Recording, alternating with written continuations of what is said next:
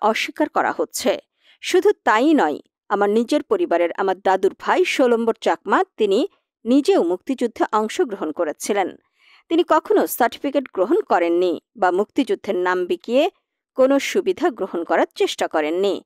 আজ ষোলম্বর চাকমা নেই, কিন্তু আমরা মুক্তিযুদ্ধে তার অবদানকে অস্বীকার করতে পারি না।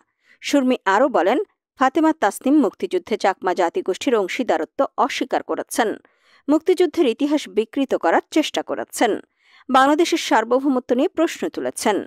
আমি এই বক্তব্যের ধিক্কার জানাই। এখন প্রশ্ন হলো, কে এই চাকমা রাজা ত্রিদিব রায়? চলুন জেনে আসি। 1970 সালের নির্বাচনে আওয়ামী লীগের বিরুদ্ধে জয়লাভকারী দুইজন প্রার্থীর মধ্যে একজন হলেন রাজা ত্রিদিব রায়।